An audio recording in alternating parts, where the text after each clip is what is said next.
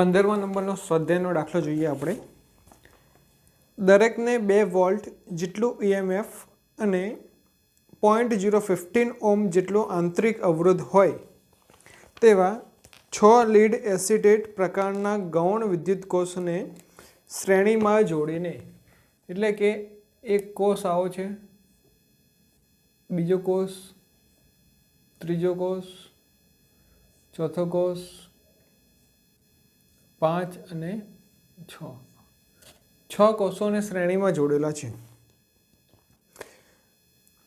જેનું ઈએમએફ આપણને કીધેલું છે ઈએમએફ ઈ બરાબર 2 વોલ્ટ અને 0.015 ઓહ્મ જેટલો આંતરિક અવરોધ છે। આ દરેકના બંને સેલ કેટલા છે? ટોટલ 6 સેલ છે। ઉદ્ગમમાંથી ખેંચાતો પ્રવાહ અને ટર્મિનલ વોલ્ટેજ શોધો। તો આપણે પ્રવાહ શોધવાનો છે અને ટર્મિનલ વોલ્ટેજ એટલે કે વી આપણે શોધવાનો છે। આ બે કન્ડિશન પહેલાં આપણે જોઈ લઈએ। જુઓ, અહીંયા બધા જ સેલ કઈ સ્થિતિમાં જોડેલા છે એવું આપણને કીધું નથી, તો આપણે સહાયક સ્થિતિમાં લઈએ છીએ। સહાયક સ્થિતિમાં લઈશું તો કુલ ઈએમએફ કેટલું થશે? કુલ ઈએમએફ E = 6 × 2, સો 12 વોલ્ટ થઈ જશે। એન્ડ કુલ આંતરિક અવરોધ R બરાબર 6 × 0.015। 6 × 0.015 કરીશું તો એનો આન્સર આવશે આપણો જોડે 0.09 ઓહ્મ મળશે। એટલે કે કુલ આંતરિક અવરોધ આટલો થઈ ગયો, કુલ ઈએમએફ આપણને આટલો મળી ગયો।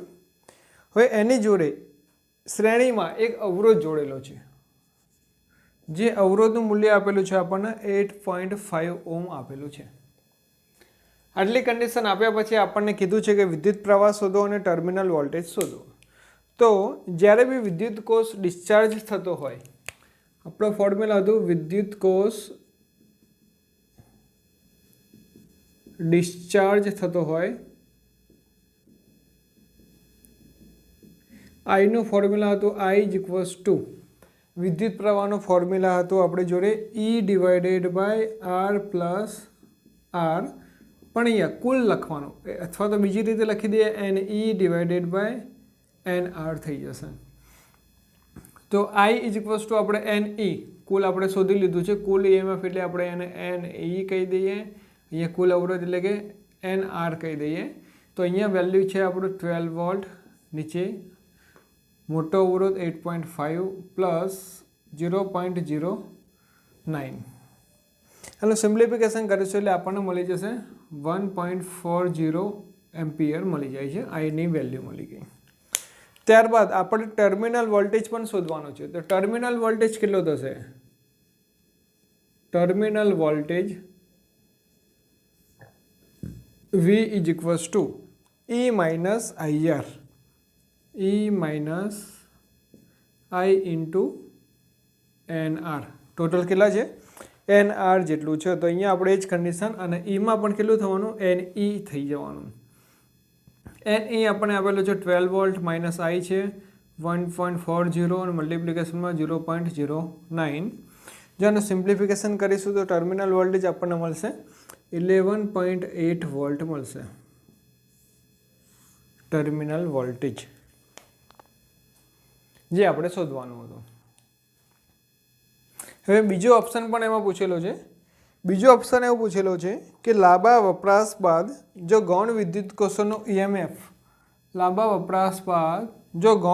કોષોનો ઈએમએફ 1.9 વોલ્ટ હોય, ઈએમએફ = 1.9 વોલ્ટ હોય અને મોટો આંતરિક અવરોધ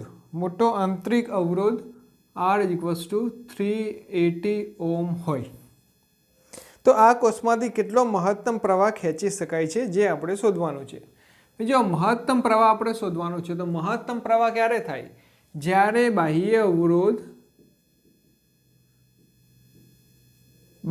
અવરોધનું મૂલ્ય R બરાબર 0 થાય ત્યારે I max મળે। તો આપણે આઈ મેક્સ શોધવું છે, તો આઈ મેક્સની ફોર્મ્યુલા આપણે જોડે છે, ખ્યાલ હોય તો તમને I M is equals to E by R plus R, પણ આર કેટલો થઈ જવું જોઈએ 0. So I M is equals to E divided by R.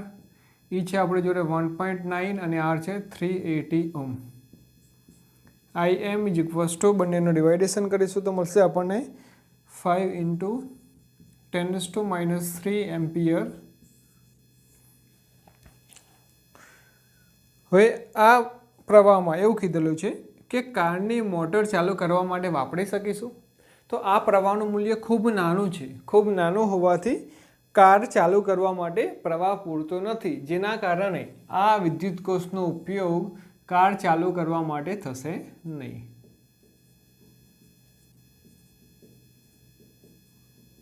માટે વપરાશે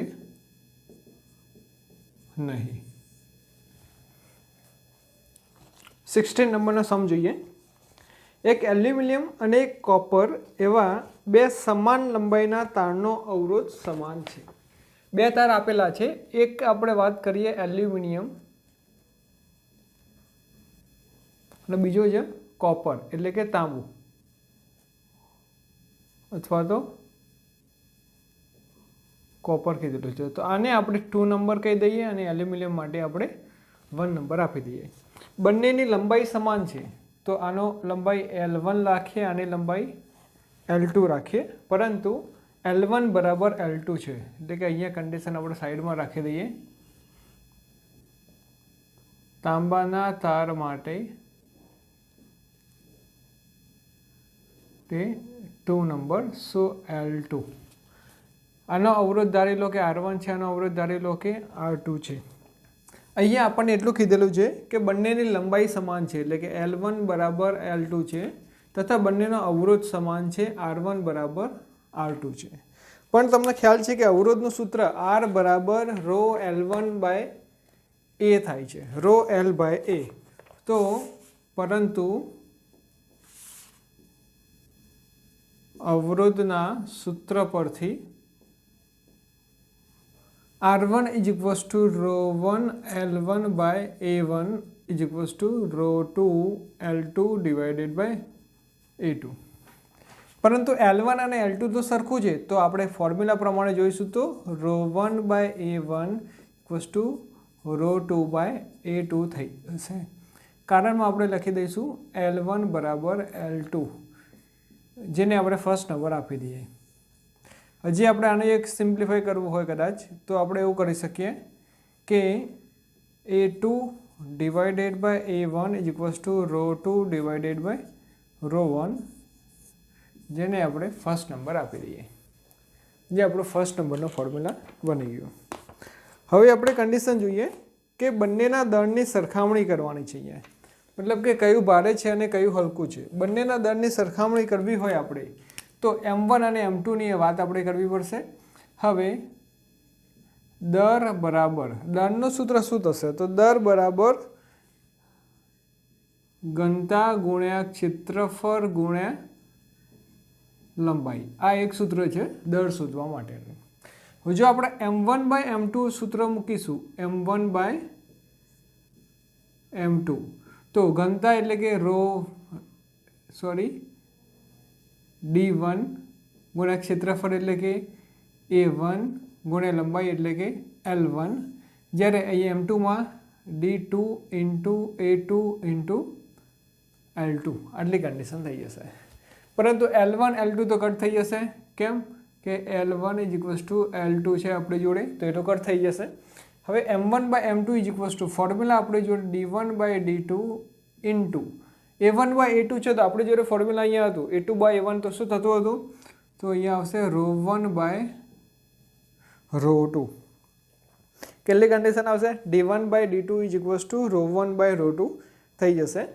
આ બંનેની વેલ્યુ આપણી જોડે ક્વેશ્ચનમાં આપેલી છે એટલે કે D1 બરાબર આપેલી છે આપણને વેલ્યુ તમને કહી દઉં 2.7, D2ની વેલ્યુ આપેલી છે આપણને 8.9 તથા ρ1 અને ρ2ની વેલ્યુ આપણને આપેલી છે ρ1 ઇઝ ઇક્વલ્સ ટુ અને ρ2 ઇઝ ઇક્વલ્સ ટુ 1 એટલે કે એલ્યુમિનિયમ માટે હતું 2.63 ઇન્ટુ 10⁻⁻8. અહીંયા બીજી વેલ્યુ છે 1.72 -8 ઓમ ઇન્ટુ મીટર.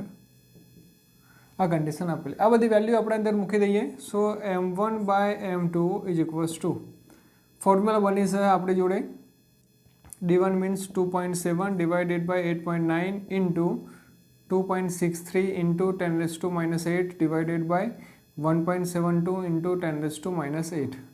કટ થાય એટલું કટ કરી દઈશું આપણે. સો ફાઇનલી આન્સર આપણી જોડે આવશે m1/m2 is equals two 1/2.15. 2 is equals to 2.15 m1.